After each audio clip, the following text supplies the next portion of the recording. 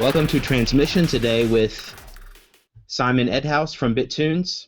How's it going, Simon? Hi, I'm good. How are you? I'm well, thanks. Yeah, and I wanted to talk to you about Bittunes. I think it's a very interesting platform and has a lot of different concepts, and I'd like you to explain some of them and go over why you chose some of the models and the structures for Bittunes that you did. The first question I have is more of a general one about music. What do you think Mm. is the problem with artists getting paid for music right now? Yeah, I guess the problem has been there for quite a while, but basically, artists were never paid an extraordinary amount for music, even in the old days of whenever it was all just physical and not digital. But as physical has moved to digital, what's happened is, all the record shops on the corner have disappeared, and so in a sense, the record companies, they used to depend on those record shops for distribution, but they've tended to now move into distribution themselves, either directly or through proxies like for Apple.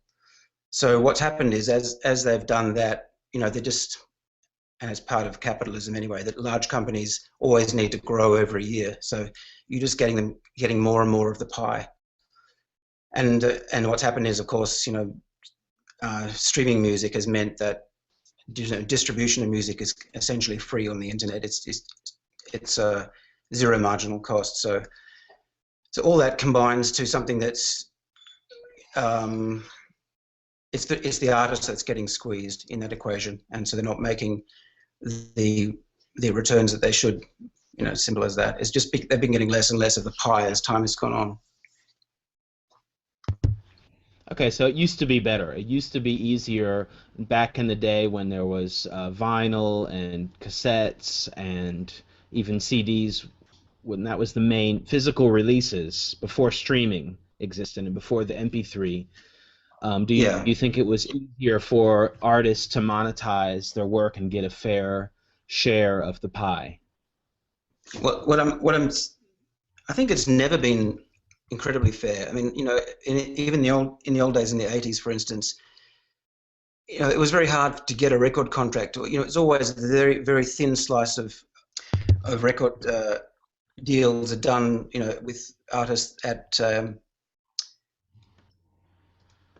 with only a small amount of artists get the record deals in the old days, but it's got harder and harder as time's gone by to get that kind of cut through. I mean, so I think that it was always hard, but it's got harder and harder as time's gone by. I think that's one of the simple way to put it.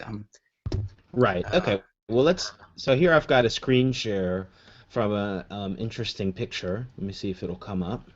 So here we have a picture, industry context, supply side of the equation. So basically, these artists are talking about what some of the things what you were talking about, and even and more so about how streaming services like Spotify are making it really difficult for them. What do you yeah, think about yeah. I that? think look, this is kind of a well-known thing at the moment that artists are getting squeezed, and you've got situations where you have an artist having hundreds of thousands of plays, and they get enough uh, royalties out of that to maybe buy that the same that they would make from selling a T-shirt. It's just not very equitable, and a lot of artists don't like it and are kind of wanting to do something about it. But you've got this shrinking ability to change it because the record companies are sort of are actually the major shareholders of companies like Spotify. So um, it's stacked against the artist because the end monetization model of Spotify is really a an IPO where the record companies and Spotify will make a huge amount of money, but in the process, the kind of model where artists are actually getting proper returns for their work it got less and less and less, and I mean, I think that's one of the big motivators for us is what do we do about this? And so we've tried to come up with a formula that is not an incremental innovation. This is not something that's just tweaking one of the forces that are going on in music at the moment. It's trying to find a completely new way of distribution. I think that's the main point. Okay, yeah, great. So before we talk about your distribution model, let's just take a look at one more picture to also illustrate what we've been talking about. And here we've Mm. got a pretty accurate breakdown of if you're a band, if you're not a solo artist, but you probably would have similar costs if you're a solo artist anyway, of how the money is just distributed. So people watching this, I don't know the last time you paid for music, but the last time you did, this is how the money was broken up. And you see the distributors get a big chunk of that, 63%, record label 24%. Okay, the record label, they're doing some work, you know. The band 13%, and they've got to divide that up among themselves. And of course, you know, of course they have costs. You if you're a band and you're doing gigs, you're going to need, you know, manager. You might has your lawyer. Yeah, you're going to need that stuff, and that's going to cost you. Okay, but you know, so basically, I see Bittunes as a way to cut out this distributor getting this gigantic chunk of 63%, Yeah, yeah. I mean, cutting because in a out the world middleman. where a lot of the music is distributed digitally, you know, the old distribution methods have changed. You know, there's no reason why distribution should be handled centrally by record companies. I mean, there's a lot of DIY artists who are doing incredible business, just building their own platforms and building their own constituency of users. And now, you know, there's more music being made than ever, but the choice of music on channels like Spotify is kind of less and less. We still have that very thin slice of stuff that's getting main exposure. But it just shouldn't be like that. There are technologies that can do a number of things, can distribute much better, but they also give us much wider choice and tailor choice recommendations to each individual in a certain way. But to do that, you have to change totally the technology paradigm. You know, Okay, so how can fans and artists earn money by using BitTunes? this comes down to you know if you to try and put Bittunes in a nutshell, you just got to go back to something like in the through the 90s and well actually more since Napster in the first decade of this century, 2004, 5, 6, 7. Music industry was dominated by this force, you know, the peer-to-peer applications, main ones being, you know, LimeWire, and then came BitTorrent, etc. But let's just go back to say LimeWire, because LimeWire was a very simple peer-to-peer application, and what you had was a lot of people. I mean, through those years, the most downloaded applications on the internet were all peer-to-peer music sharing applications. You know, 300 million downloads of Grokster, 350 million downloads of LimeWire. This is well known. But one of the things that happened with those kind of applications is you had a lot of people downloading, but then you had a choice whether you also uploaded back to the network, shared your songs that you had been downloading. And a lot of people like turned that off because they didn't, because it also, that was the thing that actually the record companies would try and charge you with. The offense was not so much downloading, was uploading and sharing their music onto the network. So what we've done, to try and understand Bittunes, is Bittunes has stepped into that equation and putting forward a model where we monetize LimeWire. And so basically, to incentivize people to share music, you've got to make it worth their while to upload back into the network rather than only download.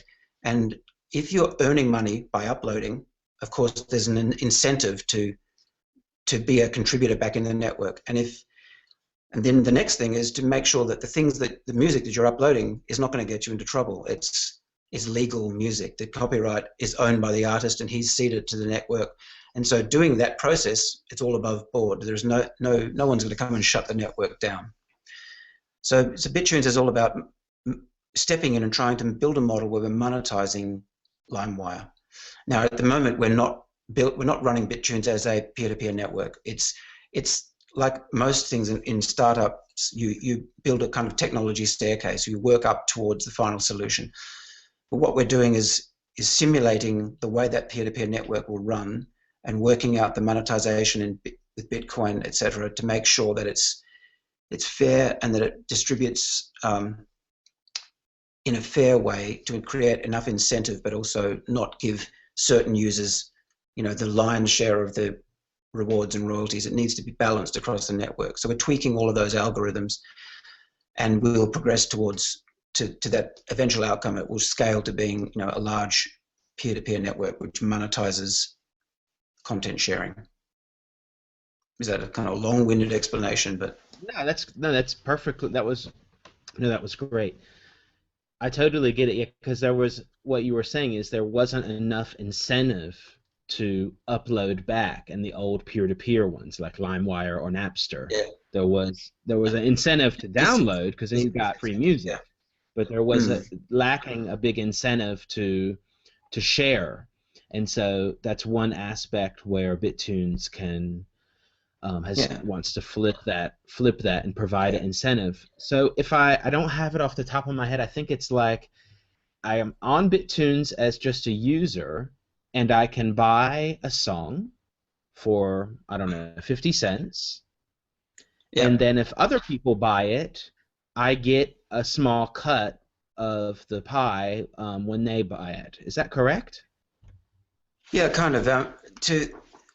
To put it in a nutshell, let's just try and imagine what happens in a peer-to-peer network like LimeWire. When someone requests a song, they are the buyer of that song. And then what happens is usually a bunch of other users who have the song already provide that pieces of that song to the new requesting user. And when you on BitTorrent, which is really good at sharing very, very large files like movies, you have hundreds of contributing seeders to a file. But what we've done in Bittunes is just say, let's start like iTunes started with music files only, and let's realize that if anyone used LimeWire, you'd actually notice that the optimal amount of seeders for one MP3 is about, if you had 3, 4, or 5, say 5 seeders for your MP3, it would go down really fast. You would get that song in like a minute or two. If you had 1 seeder, it would take a bit longer. So about 5 is like a nice round number. So what we've done in Bittunes is say that every song is provided to you by 5 other users. The application looks for 5 users and then gets those 5 users and says, okay, you guys are going to provide this song to this requesting user. So as the system grows, and as each person requests a song, as you can imagine, it scales up and up. Which 5 users get chosen to be the providing users to the next requesting user? That has to be balanced by algorithms and by availability of the users, etc. But that's essentially what we're doing, is saying at any given transaction, there are 5 people supplying it, and those 5 people who are supplying the file to the new person all get rewarded based on the amount that they're providing, amount of data that they're providing. So it's just monetizing the way LimeWire would work. Mm-hmm. All right, well, that's really great, and this is all being monetized with Bitcoin. You're using Bitcoin as the incentive currency for Bittunes, right? Yeah, I mean, the thing about Bitcoin this project was in the planning stages for a long, long time. We started thinking about this in 2006, but there was no digital currency. There was a few little tiny currencies playing around, but didn't have enough adoption. But in 2013, when Bitcoin kind of broke through, it was really obvious that finally we have this widely accepted, widely available digital currency. So you can imagine, instead of trying to shoehorn dollars and cents or MasterCard or Visa card or PayPal to try and do this process, with Bitcoin you've got digital for digital. It's just perfect because you've got digital files and digital money, and the two things can just effortlessly go together. That's the theory anyway. The trick is a little bit that in Bitcoin you can transfer millions of dollars and pay a fraction of a cent transfer fee, but when you're trying to transfer tiny little bits of currency, you're paying still that tiny few cents, but as a transfer fee, and therefore it gets in the way of doing microtransactions. So it's one of the issues that we're dealing with and trying to solve is we want to be able to do microtransactions without these fees charged by miners. But in general, yeah, Bittunes is a perfect currency to use. It's the native currency of Bittunes, and yeah, we could get on to talking about alt currencies and things, but we looked at that for a while, but we've ended up coming back to Bitcoin as Right. being a Well, pure Bitcoin well, play. that's what I wanted to ask you is that, you Yeah, know, for example, I know of at least one social messenger application, and they're using their own currency. It's a meta currency based on Bitcoin, and so it's another layer, But they've yeah, made their own tokens, and then for using the messenger, kind of like WhatsApp, decentral WhatsApp, basically. For using it, you get an incentive of these tokens, and it's not Bitcoin; it's just these tokens. mm, yeah, And yeah, and then of course it goes into another question about how are you guys funding all of this development? I mean, you said, already 2013. Everyone knows it's a lot of work to yeah, develop something like this, and yeah, a lot of applications we're seeing right now that are doing decentral applications or experimenting about how to use these kind of things, they're going to have a kind of application currency, a kind of mm, token that's yeah, centralized, and then they're going to use that, and then you can buy that before the application is live, and they're going to use that money to fund the development, and then yeah, when the application is live, then you should be able to use it for the yeah, fuel, yes, so to say, of yeah, that application. And you're not using that model. I'm sure you no, guys thought about it. Could you just tell yeah. us a little bit about the pros and cons or what you guys were thinking? Okay, well, you know, I think yeah, that model crossed our mind. We thought about it a little bit. We were also made offers by by various people who are into funding that way. But you know, I've studied this area for a long time and thought deeply about digital currencies. From before Bitcoin was around. Um, and so when this whole issue came up, and you just have to look at the economics of it. If you have Bitcoin, which has got a finite amount of 21 million coins that'll ever be available, we're only about 12 million at the moment. You've got a scarcity built into Bitcoin. But when you have these token plays coming into the scene, and there are not just one or 20, there's hundreds of them, and each one is coming into the market, and they've got massively larger amounts of tokens than Bitcoin. So it doesn't take a genius to work out that you've got this. In Bitcoin, you've got scarcity, and in these tokens, you've got massive oversupply. And when you have oversupply like that, I don't know whether you know about a power law curve. A power law curve is like the long tail, right? The long tail, there's a head of a long tail, and then there's a long tail that tapers off. And power law curves, basically, you can imagine all these currencies. There'll be some at the top end of that tail, which are going to be the popular tokens, but not all of them can be popular because the way power law means that the popular ones will bunch together and people will use those ones because they're the most sought after.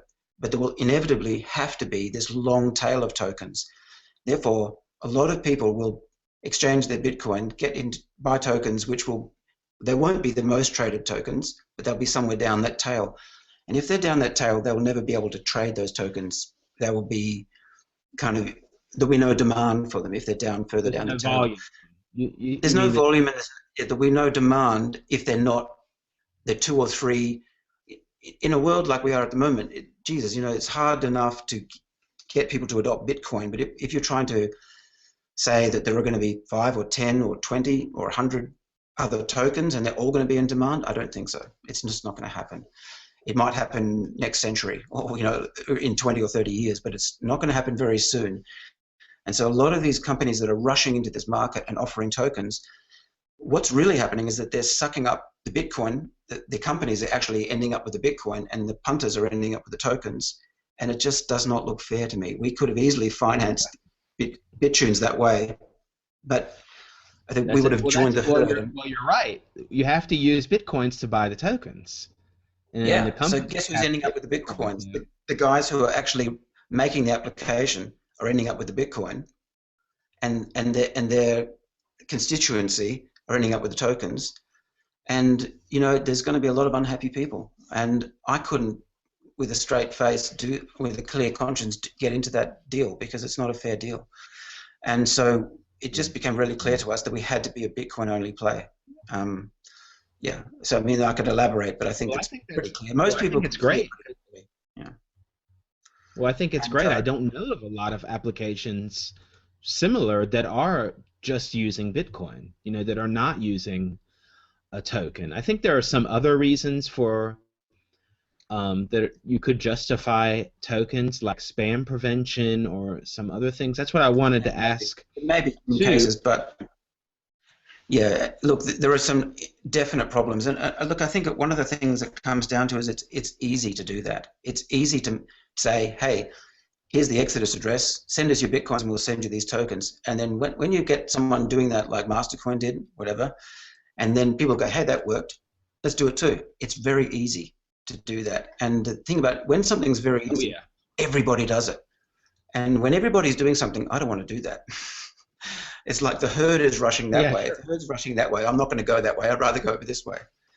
And if you as an entrepreneur, doing something hard is a good choice, because it might be hard, but when you get there, you're going to have a lot of blue sky and clear space around you, because all the people who chose the easy path are all going to be congregated, fighting it out in a very competitive landscape over there. Yeah, so it's worth sticking to a principle and trying to do something that actually is right, even if it's going to take a bit longer or be harder. Right, definitely. Okay, well, I think that's great, and I wanted to also talk about that. How does Bittunes deal with quality standards? I mean, in the sense that ever since the MP3 came into the game, I see my friends that are also making music, and you just look around, you just get bombarded with content. There's just so many MP3s. It's just kind of lost.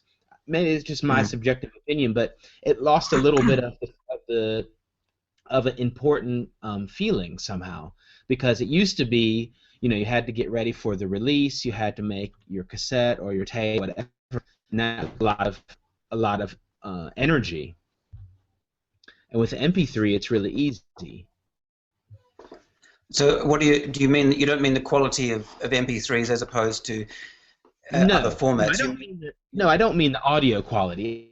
It's a slight, it's a compressed format. That's a whole nother topic we could talk about. That's not really what I'm worried about. What you're talking I'm just about worried about choice. It used to be that I would concentrate on making a good album, and it would take months for it to come out of the presses, and because of that, that was kind of like a quality control upon itself, because it took a lot more energy to make. You know what I mean? Yeah.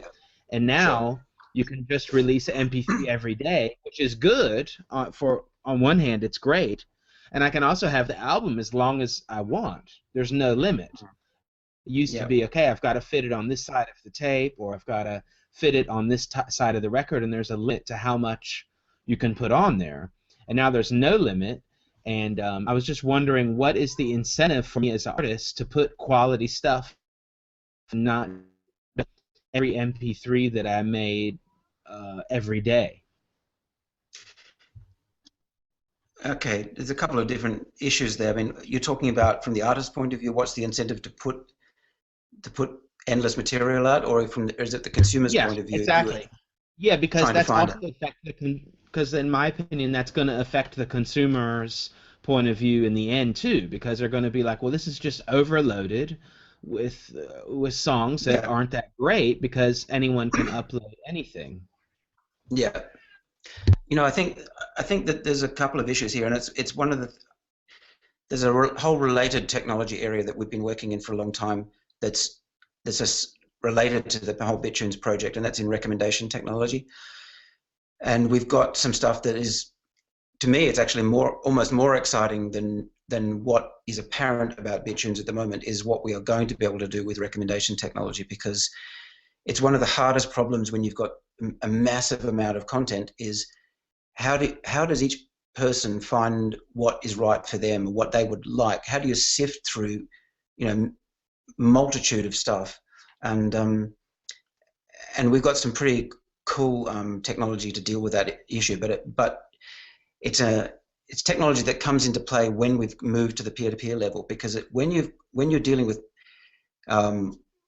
peer-to-peer technology, you've crossed the threshold into, rather than centralized distribution, you're into device-based world. Okay, so when you've got device-based dynamics going on, it means that each device has the power to play its role in the network of sifting and sorting all the information that's going to all the other devices. You can have horizontal distribution of what's called collaborative filtering. So for instance, the network has an intelligence, or a heuristic intelligence, that gets to know you and what you like, and then it knows also that there are a whole lot of people who are sort of have similar tastes to you, but they are starting to play music that you haven't heard yet. But the network knows, these people are playing this band, but this guy who likes this sort of stuff as well doesn't seem to be playing this band yet. So the network's going to make a suggestion to you, hey, people like you are playing this, do you want to have a listen to that? But that doesn't work when it's a centralized recommendation system in a silo trying to service a huge marketplace. It works. You can make it work when you've got a peer-to-peer network distribution, a decentralized distribution. It works really well. So this is one of the ways we'll deal with that. But as I said, it's a kind of technology staircase that is the way to think about Bittunes, because you can't do everything at the first step. And it's one of the frustrating things about trying to commercialize something like this, that we'd love to be talking about all these other things that we can do, but there's no point talking about it until you can show it. So we've just got to go up that staircase. Right, Yeah. definitely. Okay, But that yeah, there sounds are great. answers to that problem. Yeah. Hmm. All right, well, There are for definitely today, answers to that problem.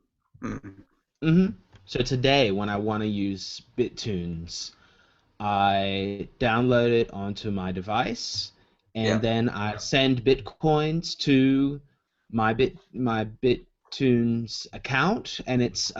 it's a centralized system right now, like you said. So you guys are keeping track of the wallets, I assume. And then when I see Yep. something I like, a song I like, I just press buy, and Yep. it's very easy. And then later, when other people buy that tune, then I get a small cut of what they paid, and the artist gets a cut, and you guys get a Yep. cut, right? Yep. That's correct. Yeah, and also we give a small cut to Creative Commons because we're using their licensing framework. Um, the Oh, other, okay, great. That's right. I forgot yeah, that. Oh, that's a good yeah, idea. yeah. So look, I think yeah, the other thing about recommendation or finding things that you like or whatever is that Bittunes is not just, it's certainly not just pay a Bitcoin to buy music. It's actually got a whole, as you've been using the application, it's got a social kind of network inside it, and you can make offers or make requests to people for talent or whatever, and you can also, it's got a kind of a Twitter like a stream where you can follow people and then you can see what they're buying, and you can, and there are three kinds of users in Bittunes. You have normal music movers, music makers, the artists, but then also music managers. Music managers are kind of industry people, like small labels or people who provide services. So you might say find some guy who you respect, and then you can immediately go and see what has he been buying, or what, etc. So there are lots of ways that you can just zoom around and get insights into new music, and that at the moment is happening kind of small level, but as it scales it just gets larger and larger, and that you can just by doing that kind of little bit of legwork yourself, or following people who you respect, and you'll get alerts. This person likes this band, or this person has just bought this music, and immediately he's bought that. Gee, I respect him. I want to go and check that out. There's some other things that are happening in Bittunes, which are quite interesting too, which is sort of surprising us. That is, um, if you see that somebody's joined Bittunes and you sort of know that person, and they buy, and you can see that they've bought a song, there's a sort of there's an incentive for you as another member of Bittunes community to sort of buy that song as well, because you know it'll send them a royalty. And it's almost like buying a song is a form of communication, because you're actually communicating to that person by knowing that when you buy that song, they're going to get a royalty straight away. It's a kind of a unique dynamic that we didn't really anticipate initially, but it's working in the system. We can see it happening again and again, that people are buying songs that they may not have initially bought off their own volition, but because there's a dynamic of communication between different users, it gives another incentive why people may buy certain tracks. Right, that sounds great. Okay, so I'm going to go over to the site right now and just Right. kind of, and it has a lot of things of what you were saying. So you can get a look. It is kind of like that Twitter, you've got the scrolling in the middle, and Yeah, that's our different. transaction interface there. Yeah. Mhm. Okay, you're right. My transactions, right? There's Mm. my profile. Here's a top 100 or a top whatever, and Yeah. then like you said, it's not only buying music. You can earn. It's a social platform, discovery platform. Okay, well yeah, I guess if I'm at a label, or if I'm looking for talent, that could be a good way for me to look. Sure. Easy one-click purchases, instant royalty splits, artist-friendly ecosystem. Yeah, I definitely noticed that. It seems really attractive for artists because you're cutting out a lot of the middlemen, like we talked about before. And okay, you can make your little avatar, etc. And that's really interesting what you said. So you're seeing that people are buying music that their friends also buy, and you think Well, that they're what I mean is motivated. that we know that when you buy, if I see somebody who's like a new user has come in, I've invited that user perhaps to come into Bittunes, and then they've bought a song. If I haven't bought that song, I immediately know, gee, if I buy that song as well, they will immediately get a royalty, because they've just bought it. And so anybody else buying it, if there are not that many users at the moment, you'll almost guarantee that this person will immediately get a royalty. So it's a strange thing, but it's kind of like a form of communication to buy a song that somebody's bought, because there's a flow-on effect that's going to happen in the network. And that just is not present in other systems, because you don't have that kind of connectivity, because of the transactions you buy. Yeah, I really like that idea. It's great. One other topic I just wanted to touch on is, I mean, you were talking about, of course, that it's a um, technology staircase and that you're not doing Yeah. everything at once. But there is a lot of talk about side chains, and I know that you're interested in that. And I was Mm. wondering if there's I mean, to me, it's still kind of, um, it's so far off. Like you said, in we have maybe in the future sometime there will be hundreds of cryptocurrencies that are really used, but right now we have a hard enough time with Bitcoin. And I see sidechains, and I think it's a really interesting thing, and there people are really working on it. But on the other hand, it seems like it might take a while to get them to work in a way where we can really, or if they will work at all, and so on. There's a lot of people that are really feel really strongly either way. Yeah. And Sure. so what is is Bittunes thinking about using some kind of sidechain technology in order to go decentral, or what is the idea there? Yeah, sure. Look, I think the way to think about sidechains is, and by the way, I don't think it'll be very long. It'll be halfway through 2015, and you'll see sidechains starting to be used, as far as I can tell. Okay. Well, Um, things do move fast here. I yeah, mean, yeah, I always talk about it in crypto years. It's kind of like dog years, Yeah, you know. Everything yeah, moves really fast. yeah. You know, the sidechain thing is, I mean, you know, you can break the whole community up into those who think sidechains are a great idea and those who don't like them. And usually the ones that people who don't like them are people who've got kind of investment in the whole altcoin thing, which is, but you know, the nice payoff for those people is they can just move their altcoins onto a sidechain, and then that's all sweet, you know. So uh, I think it's a great innovation, and one only has to look at the just the money that's been put behind it by and the kind of investors that are put into that, not necessarily wanting a return. That you can see that, you know, there's a lot of push to have that happen. And look, one of the things, the way to think about sidechain too, is that yeah, we are definitely interested in running our transactions, microtransactions on a Bitcoin sidechain because you know you can do things.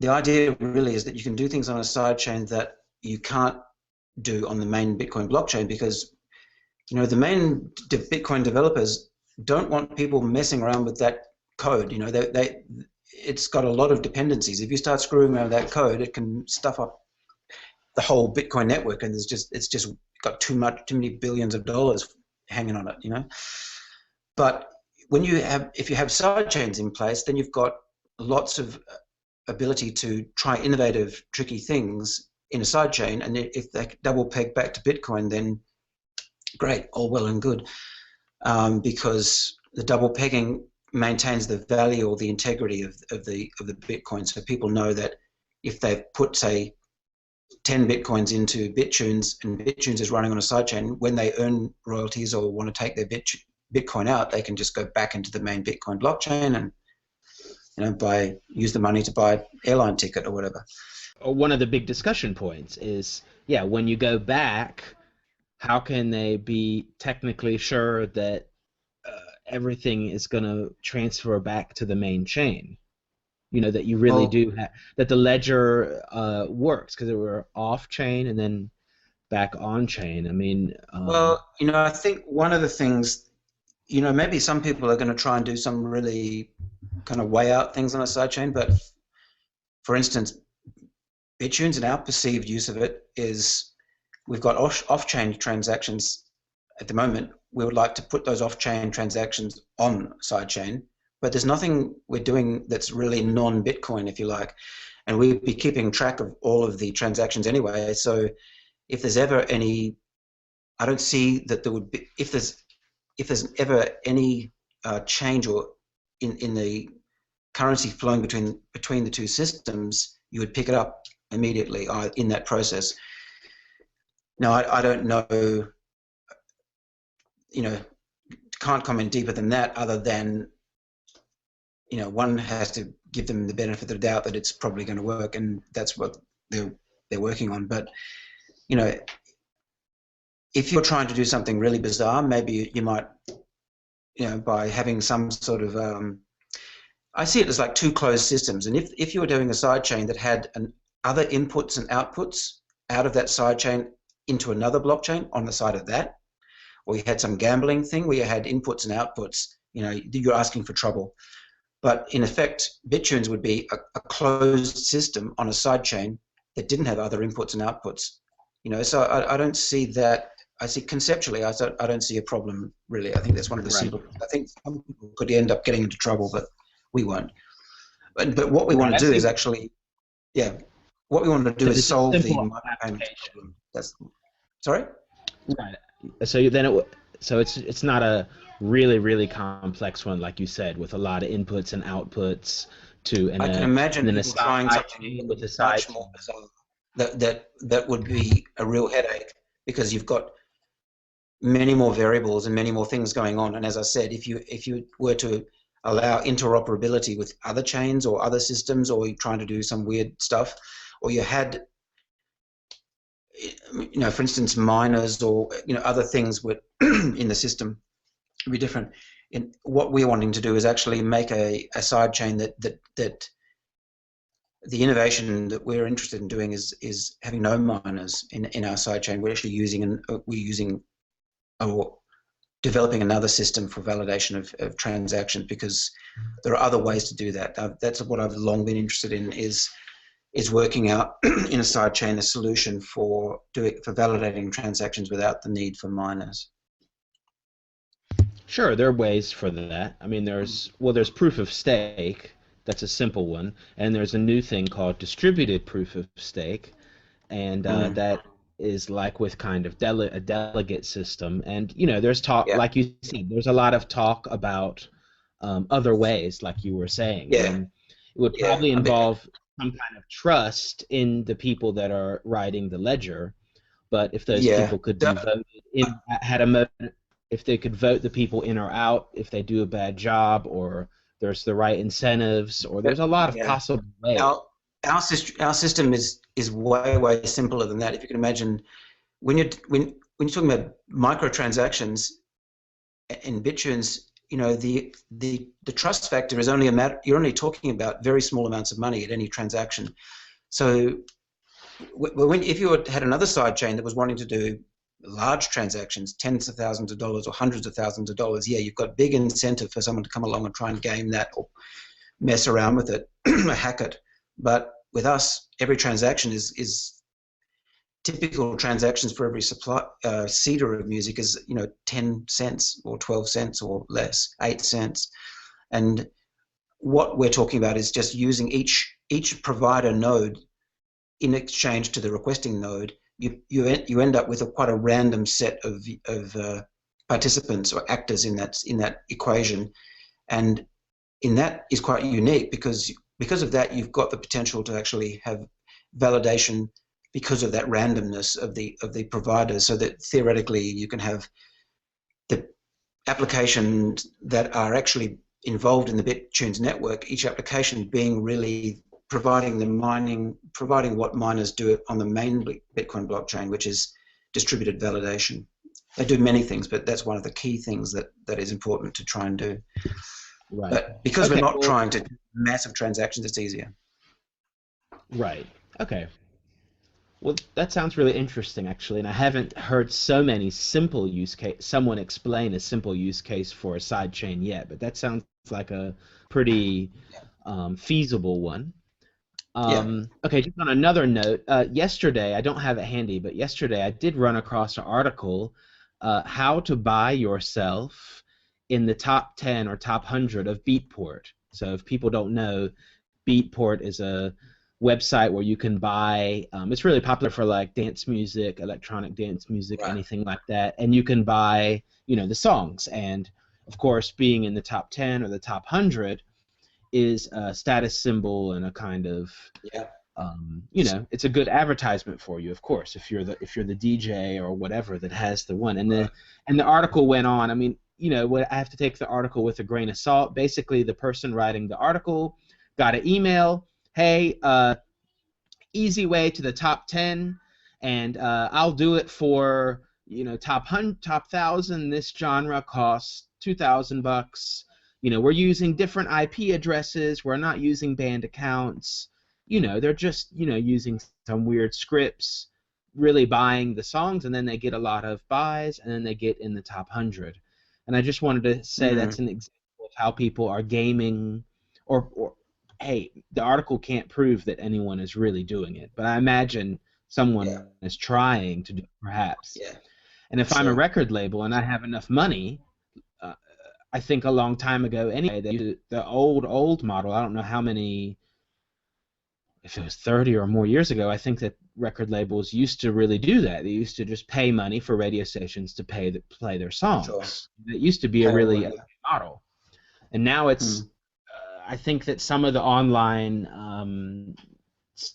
things like that are getting abused. Or okay, well, SoundCloud, I get all kinds of spam on there. Everyone knows, sure. don't you want to? I'll get you 1,000 listeners or 1,000 likes or whatever Yeah. it is. So on Facebook. BitTunes, harder to game the Mm. system, I guess, right?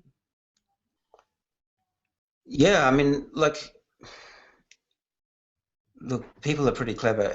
Everyone tries to game everything. I mean, but without thinking. I mean, off the top of my head, I would just think, yeah, it's possible to try and I guess you could just open numerous accounts. You could create new Gmail addresses and create hundreds and hundreds of Bittunes accounts, and they could all put money in, and you could, with those accounts, with separate wallets, you could buy songs, and they theoretically push them up the ranking. And you know what? You can't really stop people doing things like that. If people are really determined, they will do that. But um, I, and all I can say is that if there's any way that we could detect that by IP addresses or by looking at, telltale markers that someone from a certain IP address, whatever, was doing, we would stop it, because that's the last thing we want. Would love a system that was very authentic, but people being people will try any kind of shit like that. But Yeah, I at the same time, agree. I think there are ways of actually making. I think there are ways of making it so that, people might be able to cheat some songs up top 100, but in the end, the way I would like to see this is that it becomes it's a it, the real potential for Bittunes and with Bitcoin is that it's a massive global network of all sorts of music. You might have the overall top 100 in a couple of years dominated by Indian music and Chinese music, and people go to the top 100 and go, God, what's all this music? They might want to trade that music, because even though they can't understand the language, because it's in demand, because there's 100 million Indians who want to buy that music, and so if you buy that music as well, you'll be a provider and you'll make money on that song. So there's a logic itself that will be created in the overall top 100 that is about trading. People who will come into Bittunes, you might even be deaf. They might even be able to hear music, but they'll still use Bittunes just to make money. But other people will come in because they're music mavens and they want to look at unusual music that they haven't heard, or chase down music that is not nudging the top of the top 100, but it's just eclectic and unusual. And, the world is a big place, and there's a lot of people not all people are interested in music for the same reason. So yeah, you'll get people who try and game the system, but not all Bittunes users will just be falling for that. Oh, I'll only buy, or I'll only listen to what's on the top 10. I think Bittunes will kind of counteract that whole paradigm in many ways. Okay, great. Yeah. Well, and then, yeah, well, you have that strong social aspect that you talked about earlier. So that's gonna, Mm-hmm. when people are not genuine, people do use their brains and they figure out that people are not real users or they're not genuine, and they pay less attention to them because nobody Yeah, wants to interact with the bot. They want to interact with real people. And we're yeah. learning that's basically it. So that's One how. way to think about it is actually I'll send you a graph later on. That's really really interesting, because it points to is that the most powerful music discovery tool on the internet at the moment is YouTube. It's how most people are finding music and discovering music, and there's a great Melbourne boy called Dub Effects. Do you know Dub Effects? He's a DIY artist. He just uses a microphone and raps into the microphone and does this amazing music. This guy, has traveled around the world as a busker and makes incredible music with just a microphone, just beatboxing and then laying on some vocals on top of that. And he's got a huge fan base around the world. When he does an album, he crowdsources on Pledge to do the album, always oversubscribed.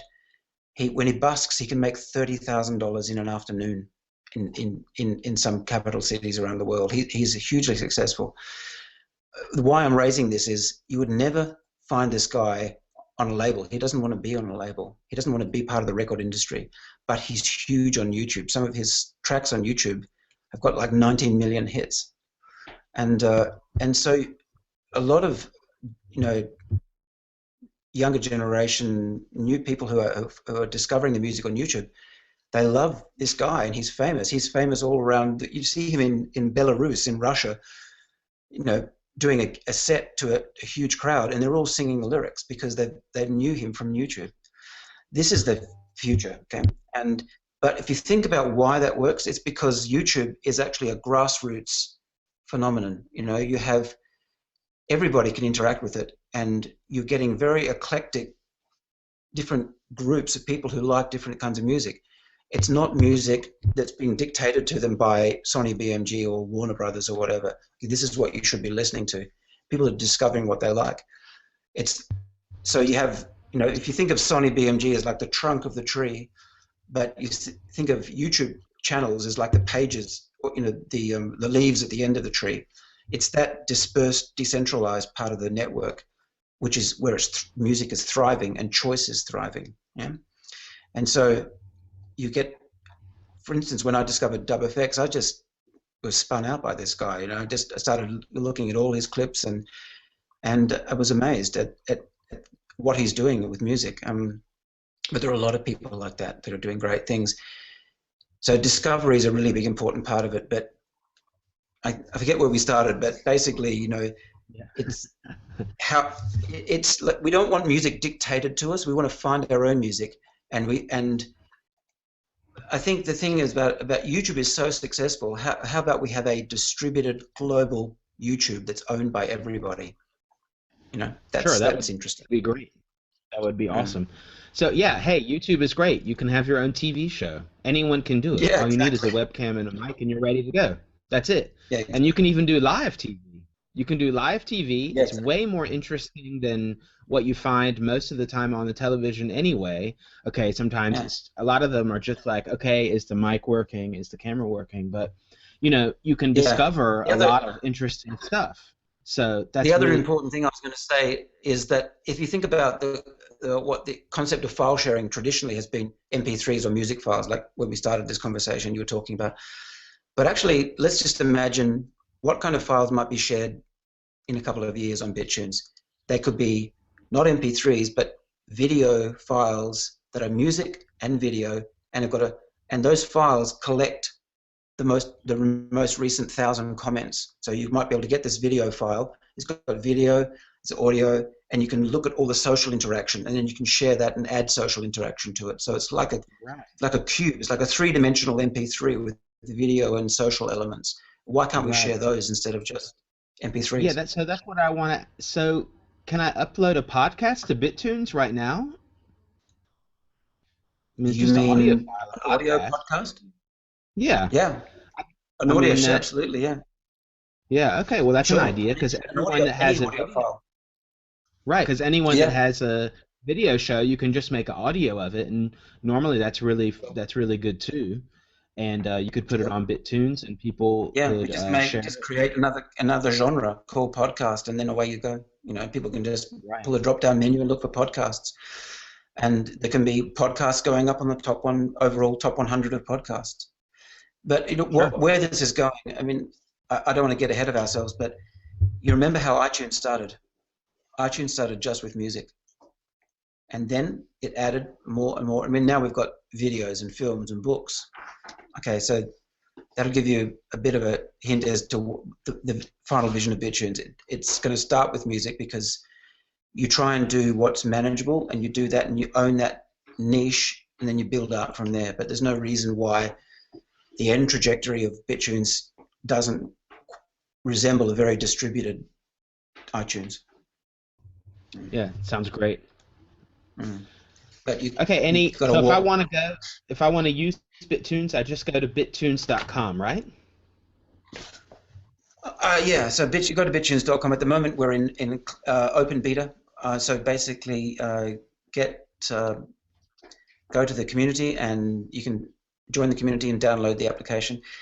When we've ironed the last few bugs out of the applications, it's still a little bit buggy, and that's the whole point of having a beta testing group, is that the early users who are coming in are saying to us, hey, I'm experiencing this. Oh, it doesn't work on my device. What's happening here? And we're solving those little problems. And then when we're pretty sure that it's running smoothly on all devices and all use cases, etc., we'll push it out onto Google Play. And then what will follow behind that is a desktop application which will run on Mac, PC, and Linux. So, and that's what we believe is the way to go. We now actually feel that we really developed a whole comprehensive BitTunes website, and then we just decided not to run with it because all of the music on there is just too easy to scrape. I mean, we couldn't really guarantee that for artists that would be able to secure that music, because you can't. And look at Google. I mean, you can scrape pretty much any song off YouTube. Okay, so Yeah. if Google can't protect those songs, we have no chance. So the one way to get around that really is to go back to the vision of LimeWire and just realize that LimeWire was 350 million downloads, very, very big network. It doesn't have to happen as websites. The website on Bittunes will be, at the moment it's a promotional page really, but it will be top 100s, and you'll see the rankings there, which will tell you what are the most traded songs, so give you a cue to buy those songs. But the real action we think will happen on desktop application. Okay, great. Well, thanks for talking to me today, Simon, and it was really interesting. Pleasure. And I'm gonna have to start uploading some stuff. Okay. All All right, right. thanks. Cheers.